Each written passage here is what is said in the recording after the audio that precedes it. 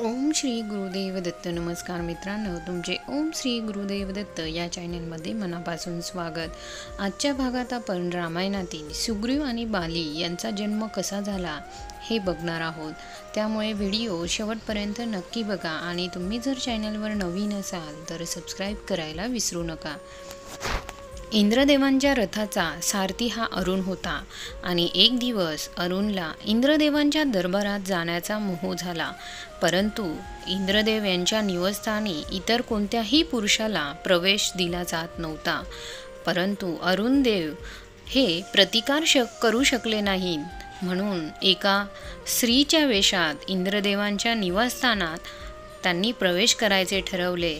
त्यांनी अरुणी या स्त्रीच्या वेशात त्यांच्या निवासस्थानात प्रवेश केला आणि जेव्हा अरुणी वेशातील अरुणाला इंद्रदेवांनी बघितले तेव्हा भगवान इंद्र तिच्यावर मोहित झाले आणि त्यांच्या मिलनातून बालीचा जन्म झाला आणि तिच्यापासूनच सुग्रीव देखील प्राप्त झाला.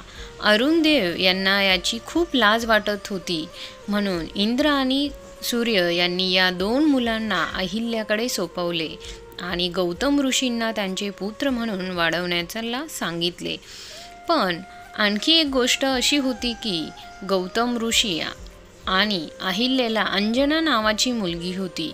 स्वर्गीय अप्सरा पुंजिकस्थलाचा अवतार तिने इंद्र आणि अहिल्या यांच्यातील संभाषण ऐकले आणि तिच्या वडिलांना कळवले.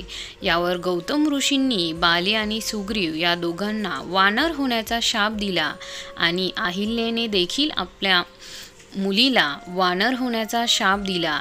हे घडले असेल याची कोणतीही ठोस पुष्टी नाही, परंतु बाली आणि सुग्रीव अंजनाच्या जन्माची दुसरी कोणतीही आख्यायिका नाही जी ती गोष्ट सिद्ध करू शकेल. मित्रांनो, तुम्हाला जर आजचा व्हिडिओ आवडला असेल तर लाईक करा, शेअर करा आणि सबस्क्राईब करायला विसरू नका.